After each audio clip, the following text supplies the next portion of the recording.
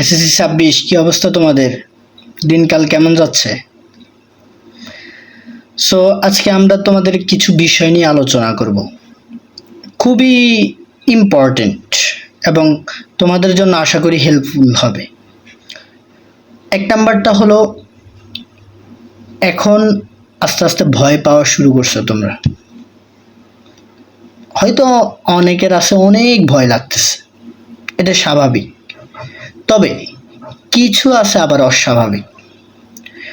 ভয় পাওয়ার এক নাম্বার কারণ হলো প্রপার রিভিশন না দেওয়া।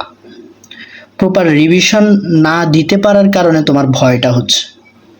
সো ভয়টা তুমি কমাতে পারবা কখন? যখন তুমি প্রপার রিভিশন দিতে পারবা।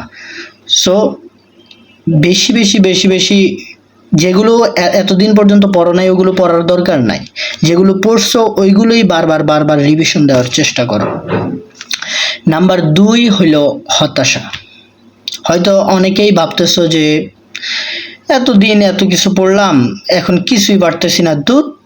এটা হয়তো তোমার হতাশ হওয়ার একটা কারণ হইতে পারে। মনে রাখবা, পরীক্ষার হলে গেলে তোমার কলম ঘুরাতেই হবে, স্বাভাবিক। আমাদের ছোটবেলায় আমাদের স্যার একটা কথা বলতো যে কেউ পরীক্ষার খাতায় কোনো একটা দাগও না দাও, তারে 100 টাকা দিব। সো আমরা তখন অনেক উত্তেজিত অবস্থায় বলতাম, জি স্যার আমরা পারবো, আমি পারবো, আমি পারবো। বাট আসলেই না, পরীক্ষার হলে তুমি বসেই থাকতে পারবা না, এটাই নেচার। সো হতাশ হওয়ার কোনো কারণ নাই। পরীক্ষার হলে যখন তুমি বসবা তখন দেখবা অটোমেটিক্যালি তোমার কলম চলতেছে, অটোমেটিক্যালি তোমার মাথা থেকে আসতেছে। সো বারবার বারবার পড়ে যাও, হতাশ হওয়া যাবে না। নাম্বার 3 হলো সময় খুবই অল্প। 21 তারিখ থেকে তোমাদের পরীক্ষা, সময় খুবই স্বল্প। সো চেষ্টা করতে হবে, ফেল করবা, আবার চেষ্টা করতে হবে, আবার ফেল করবা, এটাই স্বাভাবিক। বাট বসে বসে ফোন স্ক্রল করবা, এটা কি কোনো সমাধান হলো? সো নিজের সর্বোচ্চ দিয়ে বারবার বারবার চেষ্টা করবা, কেন? সময় অল্প। 4 নাম্বার হলো পরীক্ষার রেজাল্টের দিনের কথা কল্পনা করো। মনে রাখবা, তোমার বাবা, তোমার মা বা তোমার ফ্যামিলিতে যারা আছে তারা কিন্তু তোমাকে নিয়ে অনেক আশা করে আছে। সো তাদের আশার মূল্য দিতে হবে, নাম্বার 1। নাম্বার 2, এই এসএসসি রেজাল্টটা তোমার খুবই গুরুত্বপূর্ণ একটা পরীক্ষা, হলো অ্যাডমিশন টেস্ট। সেই অ্যাডমিশন টেস্টেও কিন্তু এই এসএসসি থেকে রেজাল্ট বা মার্ক নেওয়া হয়। সো ওইটাও বুঝতে হবে। যদি একটা ভালো ইউনিভার্সিটিতে পড়তে চাও, তাহলে এসএসসি আর এইচএসসি এই দুইটা পরীক্ষা খুবই ইম্পর্টেন্ট, এটা মাথায় রাখতে হবে। সো পরীক্ষার দিনের কথা কল্পনা করবা অলওয়েজ। চোখ বন্ধ করবা, চোখ বন্ধ করে ভাববা যে পরীক্ষার দিনের রেজাল্টে সকালবেলা তুমি উঠছো, অ্যান্ড তোমার আব্বু, তোমার আম্মু সবাই কিউরিয়াস জানার জন্য তোমার রেজাল্ট কি হয়েছে অ্যান্ড তুমি নিজে অনেকটা কিউরিয়াস। সো ওই সময় মনে রাখবা, তুমি পরীক্ষা যে দিচ্ছ, এটা তুমি পরীক্ষা শেষ হওয়ার পরেই বুঝতে পারবা যে তুমি A+ পাবা কি পাবা না। সো এই পরীক্ষা দেওয়ার আগ মুহূর্ত হলো প্রস্তুতির সময়, অ্যান্ড আসেই আর অল্প কয়দিন। সো নিজের এই সময়টা সর্বোচ্চ কাজে লাগানোর চেষ্টা করো। মনে রাখবা, সৃষ্টিকর্তা কখনোই এমনটা করে না যে অনেক পরিশ্রম করছে কিন্তু তারে রেজাল্টের বেলায় সে শূন্য। হ্যাঁ, এটা হয় মাঝে মধ্যে, তবে এটার জন্য সৃষ্টিকর্তা বা আল্লাহ তাআলা হয়তো বা আরো ভালো কিছু রাখছে তার জন্য, এই কারণে হয়। বাট এমনটা হয় না যে কেউ কোনো পরিশ্রম করলো না, বিনা পরিশ্রমে সে জিপিএ 5 পেয়ে গেল, আর একজন দিন রাত অনবরত পরিশ্রম করলো বাট দিন শেষে তার রেজাল্ট হলো না। এটা হয় তখন যখন কেউ বুঝে বুঝে না পড়ে জাস্ট মুখস্থ করে যায়। মনে রাখবা, মুখস্থ বিদ্যাটা ভালো, বাট কতক্ষণ? যতক্ষণ না কোনো বুঝার জিনিস না আসে। বুঝার জিনিস আসলে অবশ্যই সেটা বুঝতে হবে, দেন মুখস্থ করতে হবে। সো 1 নাম্বার আবার একটু রিক্যাপ করি। 1 নাম্বারে হলো তোমার ভয় পাওয়ার মূল কারণটা হলো তুমি এখনো প্রপার রিভিশন দিতে পারো নাই। রিভিশন দেখবা আস্তে আস্তে তোমার কনফিডেন্স বিল্ড আপ হবে।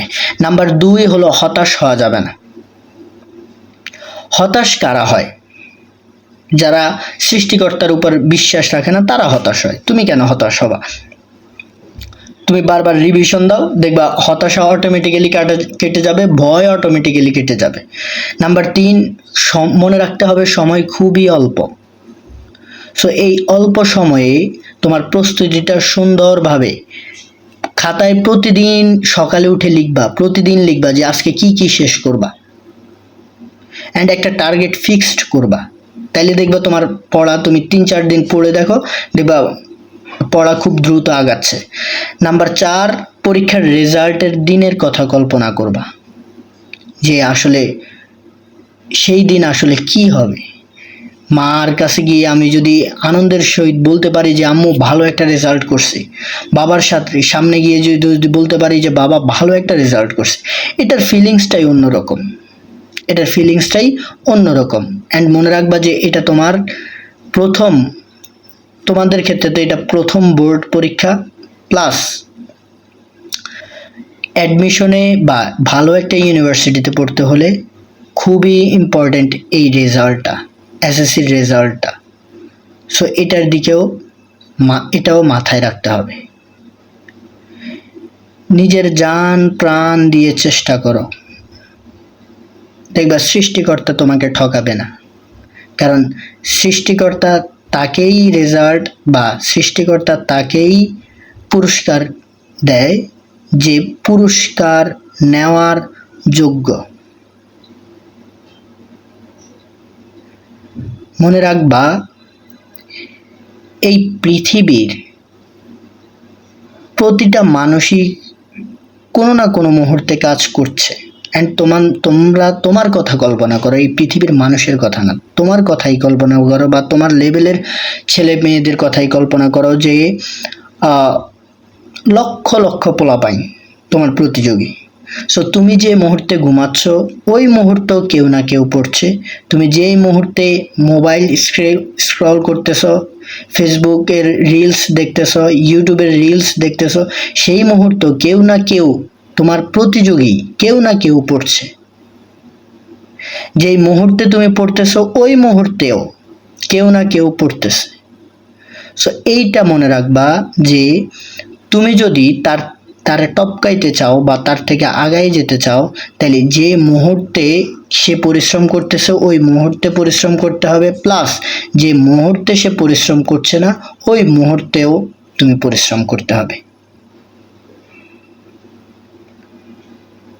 সো আজকের ভিডিও এই পর্যন্তই।